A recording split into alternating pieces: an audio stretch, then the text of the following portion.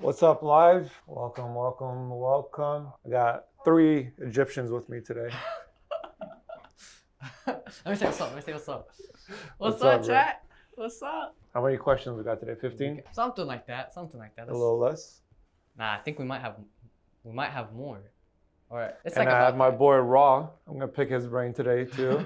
He's not mic'd up, but because I don't want him talking too much. My opinion is not really loud. In my opinion, does. Omarpreneur. First of all, remember how we talked about faking it until you make it last time? Yeah, I remember that. So I want to give you something, bro. So I used to fake it before with this. So this used to be my fake Rolex until I got my real Rolex. way. This was my second fake one. Okay. And I was like, I don't know, if I feel it, if I hold it, if I see it, I feel like I'm going to get one day. And this one I was making like 4 or 5K, bro. I never Really? thought I was going to make it. Damn. But congratulations on your... No, hold on. Wait, hold on. Have you had a fake Rolex yet? It doesn't even know what to open. Now I'm Here, gonna I post this got on my you. Instagram story, right? I'm gonna flick up. Wait. So let's see if this holds true. If you can truly fake it till you make it. So you gotta fake this one till you make it. Okay, but I got you. I'm already faking it right now. Does this even fit on your wrist? I think. You can take some links off, bro. Nah, look. Shit, let's go. Show it, bro. Do you think if I walk out like that, you gonna notice maybe? They can't What's even up, see it, chat? What's up, chat?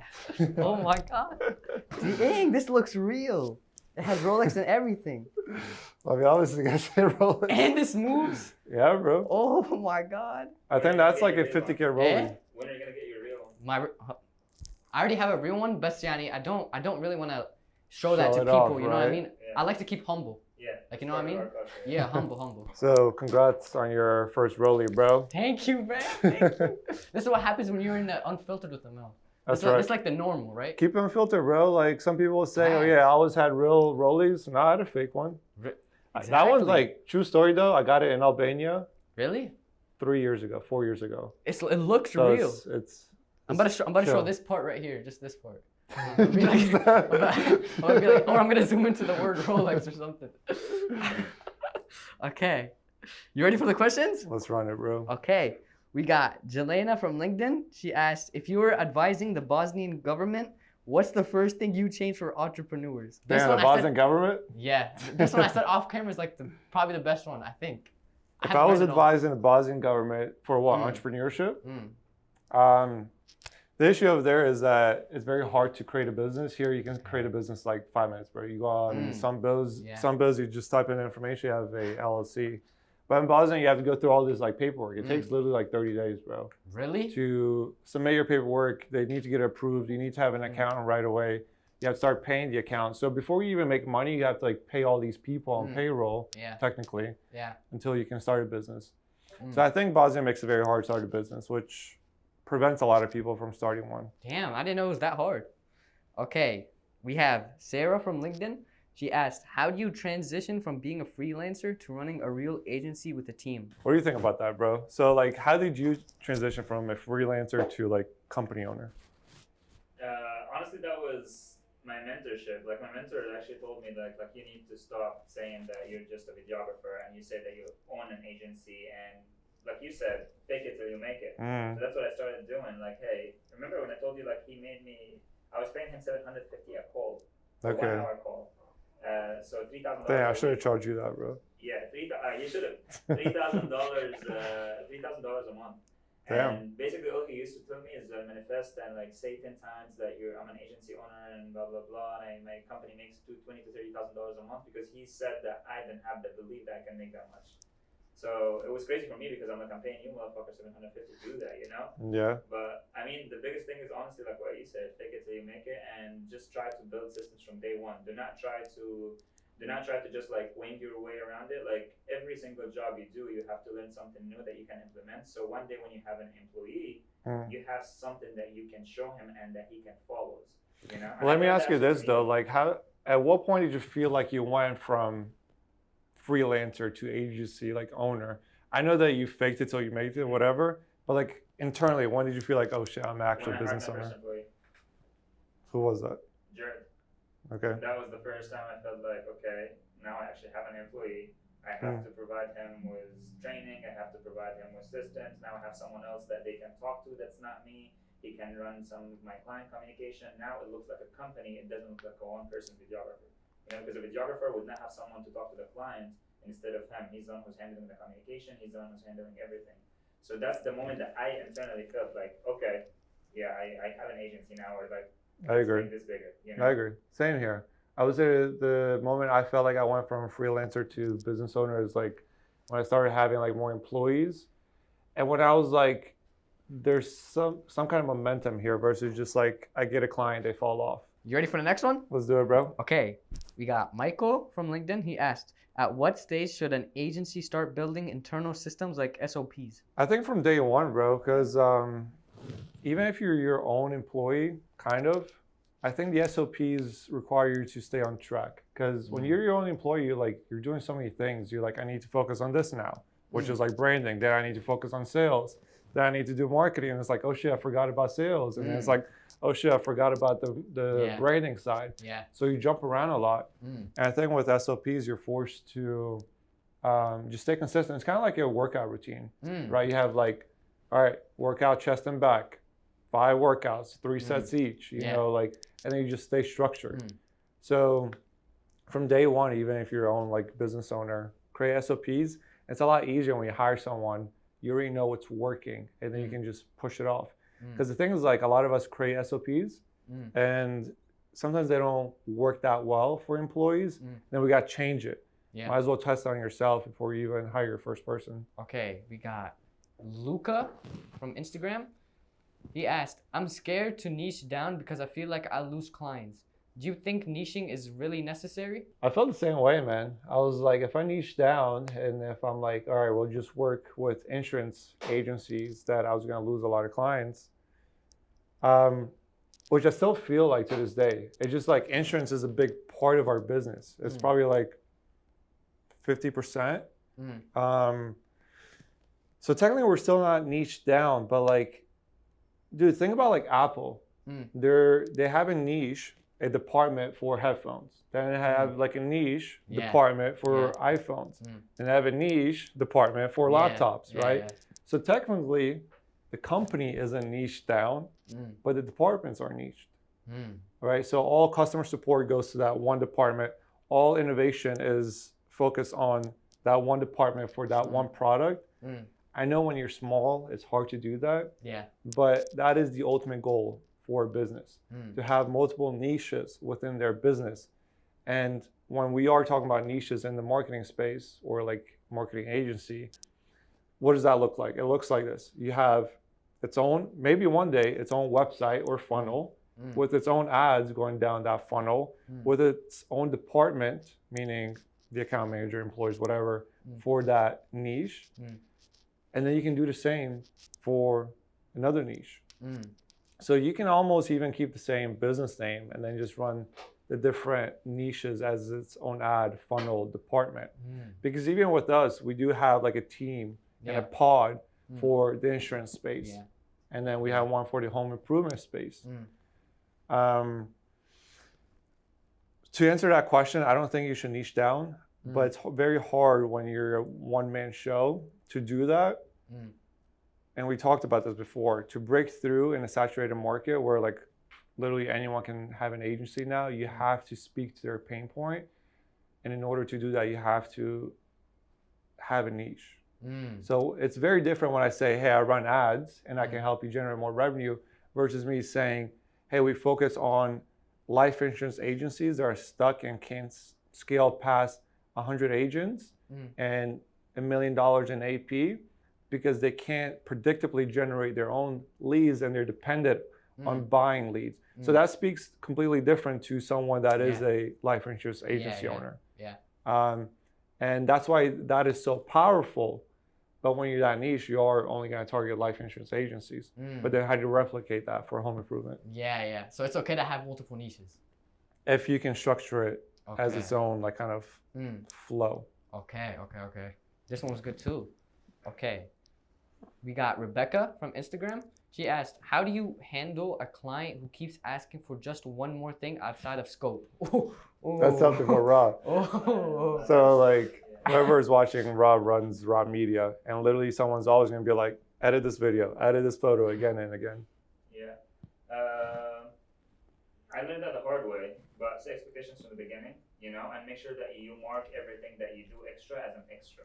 So for example, when we deliver our footage, we always put pictures, videos, and then we have another folder that's called extra love. So they know that we are over delivering. I don't want to go unnoticed. But when they keep asking, it depends. And what is the end goal here? If what he's asking is actually gonna help him generate better results and helps him stays with me, then yes, I will do it as long as it's not gonna be obviously like something absurd, right? But if it's something that's gonna be like, hey, edit a pimple in my face, or edit like this or that, that's something that's not necessary. Hey, I'm sorry, this is outside the scope of work. Like we said, it's gonna only include 5 hours of extra editing hours, and these are done, so I'll have to charge you this much for this edit. Are you okay with that? If you yes, please give me the thumbs up so I can send it to my team. But how do you feel like, because some people are like, oh, it's just a quick edit. You can't just do that for me? I always explain, and again, and it's in the contract actually, like that's why it's good to have a service agreement, because it's in the contract that, hey, you're only allowed 1 round of revision and it cannot exceed 5 hours of editing time. You know? So if it is, it's up to me. He signed that contract. Hey, it is going to be over the 5 hours of editing time. And unfortunately, if you want to do this edit, it's going to be this much. Only if it's something, again, aesthetically different or blah, blah, blah. But if it's something in the core of the service, obviously I will do it because it will help the clients. And if it helps the clients, it helps me to stay with me, because we deliver better results. But it's something that you're always going to have to face, unfortunately. I'll tell you this right away, bro. Like, I never faced this except with the cheap clients. True. Literally.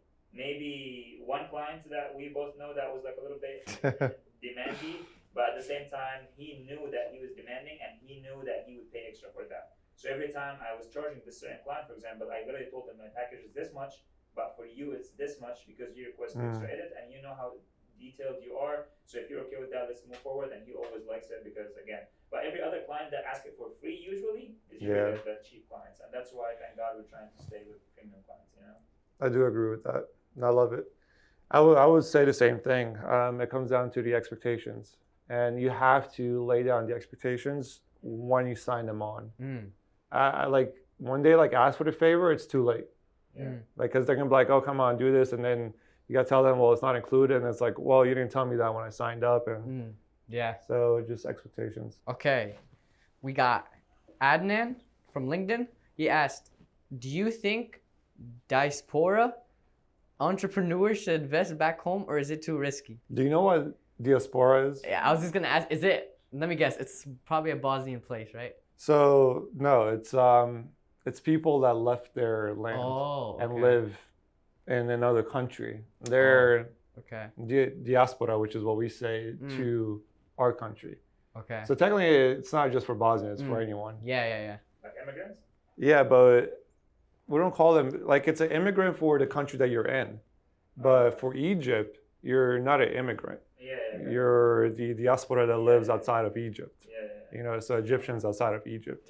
So what's the question again? He asked, do you think diaspora entrepreneurs should invest back home, or is it too risky? Dude, everything is risky. So people are scared about investing back into Bosnia because they're like, well, it's corrupt. There might be another war. I mean, dude, it's risky. Like, also, like, putting all your eggs into, like, America as well. Like, you don't know what's going to happen. Like, they could deflate the dollar. They could mess up some political things where everything goes to shit and the whole market crash. I mean, it's happened multiple times. Yeah, like the Great Depression. You had, like, the '08 bubble where people like, dude, America's going to keep on crushing, and then you lose everything. You lose, like, your house. You lose a lot of stuff. Yeah. Yes, you can rebuild, but America just is risky. Facts. So I think you should diversify as the safest bet, because everyone talks about diversifying in stocks. But I don't know, dude. Like, when you think about risk, you have to calculate according to what you want in life. So risk isn't only money. Risk is like tying yourself when it comes to freedom and happiness. To me, that's also risk. Okay. So me committing everything to the US, I'm risking being stuck here, because say, for example, I invest into real estate, I get more properties. I depend on being here to make my money. I risk never being able to leave. Because technically when you have like real estate portfolio, like even the one property I had, it was very hard not to live close to it because you have to go in there, do repairs. Sometimes like the renters, I did Airbnb, they need you. So I have to be there. Especially when you have a big portfolio, you need to be there. I know you can hire like real estate management companies, but you have to trust them that they're going to do the right thing. And sometimes it's not profitable to make it because like, what if you're only making 10% profit on the properties? They're taking 10% off the revenue that you're making. So like, doesn't make sense. So I don't know. It comes down to you understanding what you want in life and understanding that America isn't always the safest bet either. Oh, that one is good. Okay, we got Maria G from Instagram. She said, is it smarter to take profit distribution early to keep reinvesting everything into growth? I reworded, I said that a little bit wrong. It's a question. I get it's it. a question. What do you think? I don't like dumping all my money into anything. I like taking profit because there's two things here. One thing is it develops the right mindset so you can differentiate. This is the percent that I put back into the business and this is the percent that I save. So if you're used to from day one saying, hey, 20% goes into my savings, you're gonna keep that same mentality when you go from 1K to $1 million. Okay. Because you kind of get used to that. So I like teaching myself to separate like a certain amount of money, no matter what. Second thing is like also it's risky to dump in all your money into one thing. Because the thing is like every business will fail. And like people need to understand that like every business will sooner or later fail. We talked about this like multiple times. Is it going to be in a year or is it going to be like in 50 years? And when it fails, do you have anything left? Did you maybe invest into other different businesses or real estate or I don't know, like relationships or just like into stocks? Because a business that lasts 50 years is like legit business. Like that's amazing. A year? Like if it lasts 50 years. Oh, okay. So considering that 50 is amazing and we're all gonna live 50 years, let's take the average of maybe 25 years. Okay, so at 25, let's say that you're 30, you're 55. If you didn't allocate any savings or anything else, what happens then? You lose your business. Where are you making your money? Facts. You know? Yeah. So I don't know. I don't recommend dumping everything back into your business. Okay. We have Daniel from Instagram. Oh, this one's good. Would you rather build one big business or multiple smaller ones? What would you do, bro? One big business, I think. Why? I think you have to be all in for what you're doing. I think it takes a lot to build a business as is, and if you're too distracted, it's just, you're not gonna have any. All of them are gonna be nothing, you know what I mean? How long have you been building Gymtech for right now? Yeah, it's been 8 years. Yeah, 8 years, 7 years. Yeah, same for me, 5 years, and I still feel like the business is all a mess. Yeah. No matter what we do, no matter how many people we hire, no matter how many companies we partner with, it's still a fucking mess.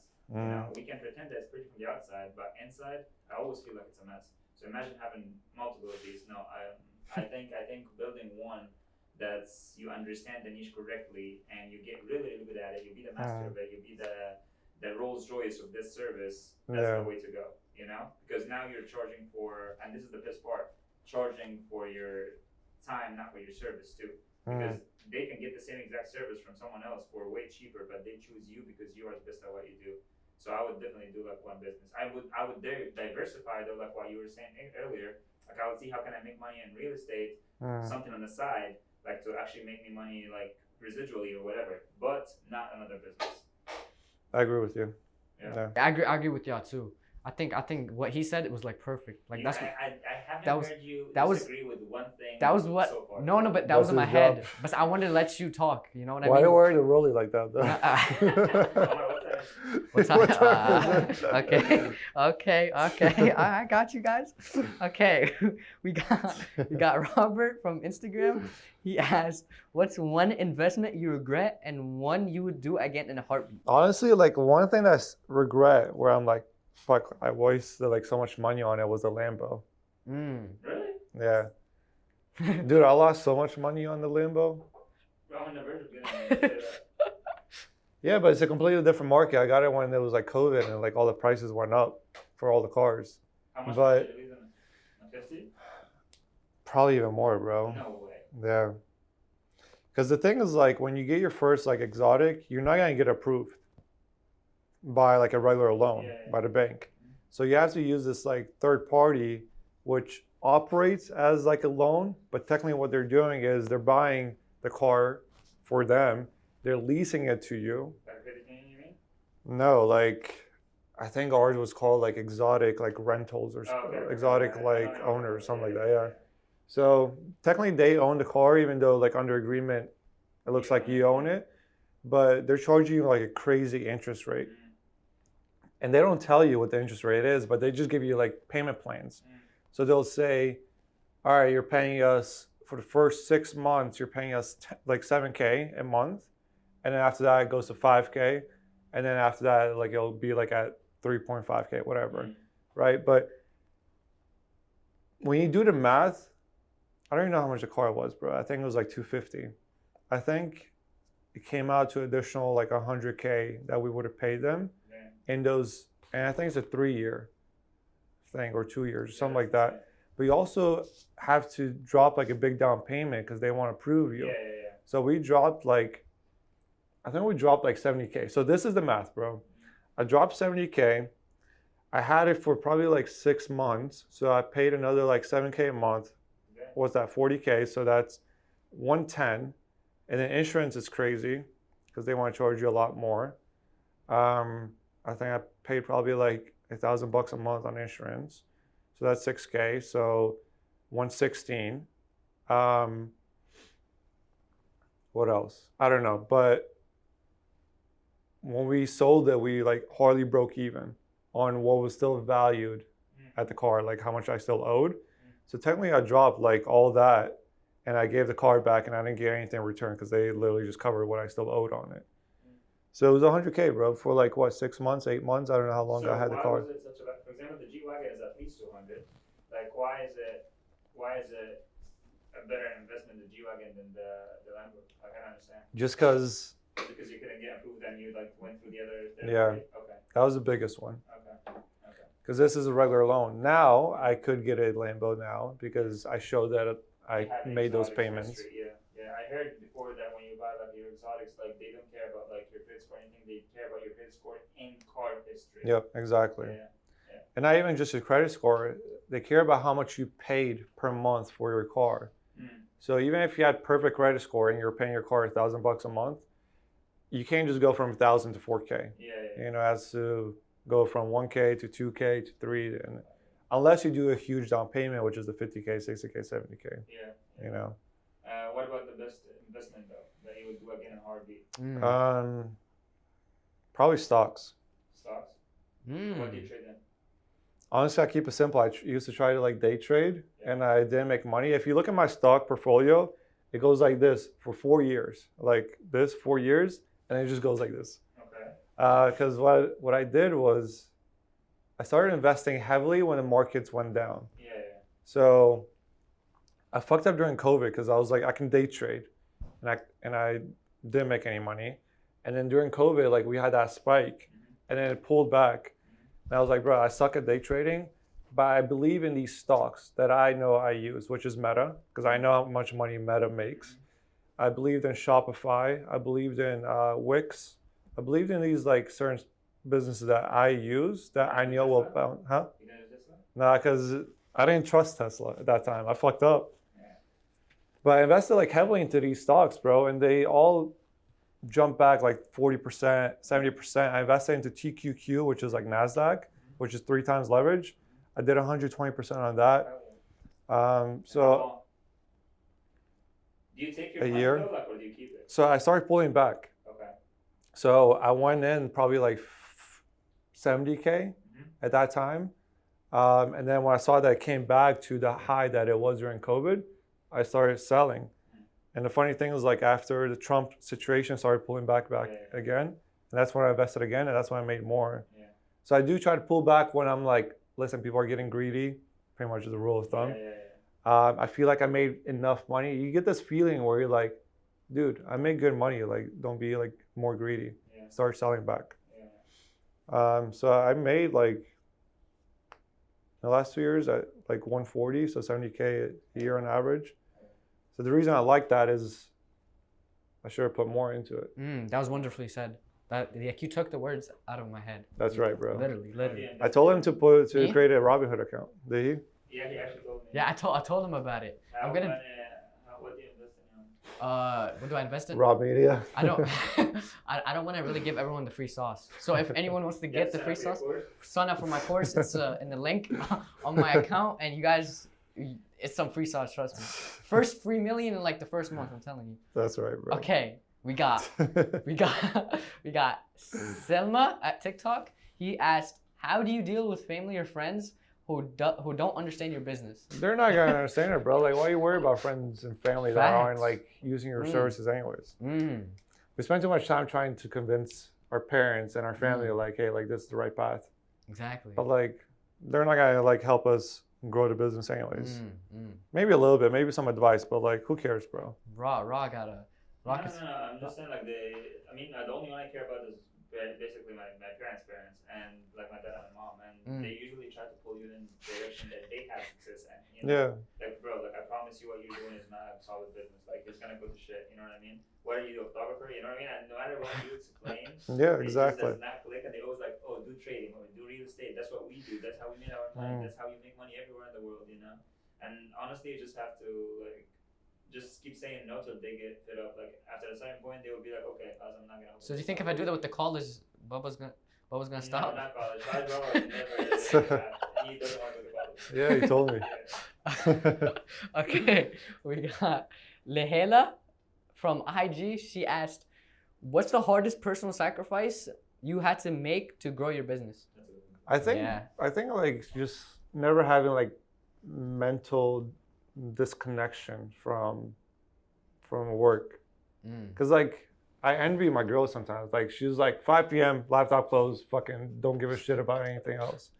Like I had a call, I don't give a fuck, you know. Yeah. But like with us, like we can't disconnect, because like I'll lay down, I'm like thinking this guy asked for a raise, shit, we can't do it. This client fell off, fuck, that could have been the raise. Then I'm like, how do I improve the sales? And then you never disconnect, and I'm like, why are we number 2 on Google right now? We should be number 1. How do we scale that? So like, that's a sacrifice. You never have like mental, just clarity. And I feel like I got better at that a little bit because I feel like Gentek's in a better position. Yeah. But before, like even when I traveled, when I was at the beach chilling, and I'm like, I deserve to relax. I still can't. Yeah. You know, like you're always just thinking about it. Why do you think that is though? Because everything's on us, bro. Everything's on us. Like, in order for raw media to succeed, it's all you. When you're an employee, you don't give a fuck. You're getting your payroll. I feel the reason I do it, which is something that I think it's so stupid I'm trying to get that from, is because I feel like everyone is doing it, and I'm being behind if I don't work 24/7. Yeah, and it's the culture, it's the Instagram. Everyone is like, oh, I'm in my laptop working, it's doing working. We were talking about that. The hustle culture. That's what pushes me. I'm like, okay, listen, I'm gonna watch this Netflix show. It's gonna be a good time, but at the same time, right now there's another kid sitting down as hungry as I was 3 years ago, and he's gonna fucking kick me out of the business, you know? So let me fucking get to work. Let me watch a podcast instead of Netflixing. That's what motivates me. It's not. It's very toxic. It's very fucking toxic because you can't ever enjoy where you're at right now, you know? And you always feel like you're missing out. You always feel like you're 10 steps behind, and I don't think that's. It is a sacrifice, but I don't think it's even us that we do it because the business needs it. I think we do it just because it is true. We think it needs to be done.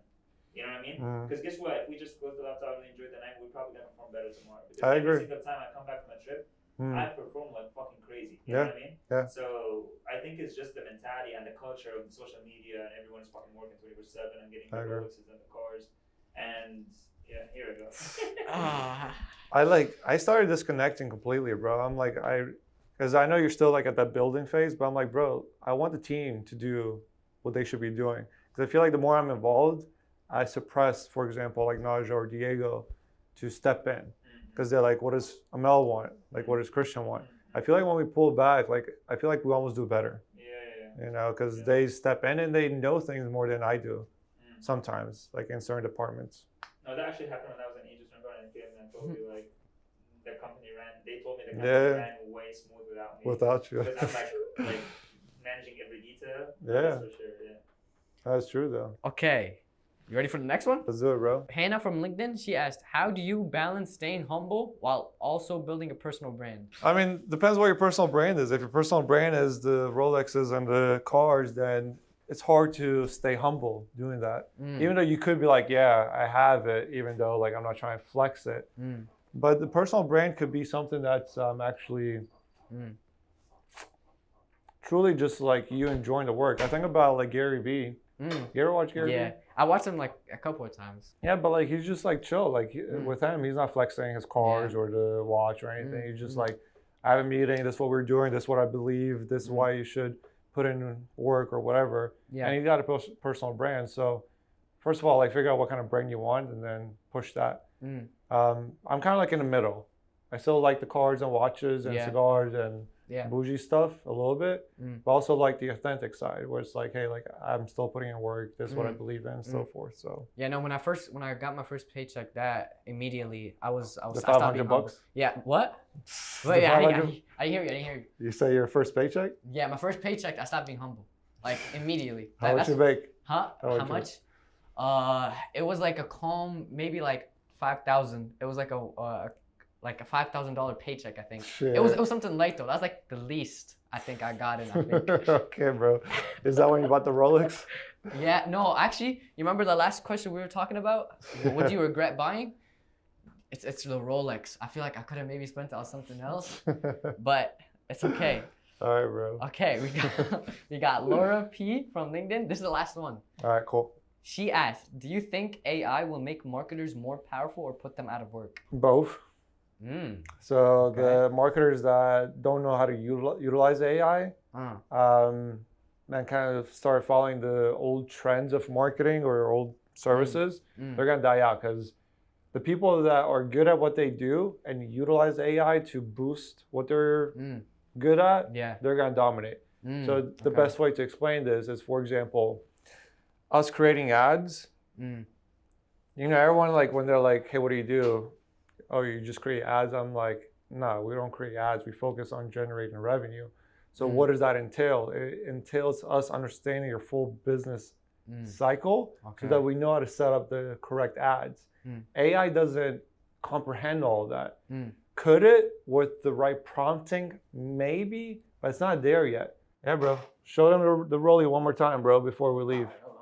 Now, but my arm, like, for some reason, like, my arm has been kind of... It's been hurting? Yeah, it's been hurting. I think it's the gym.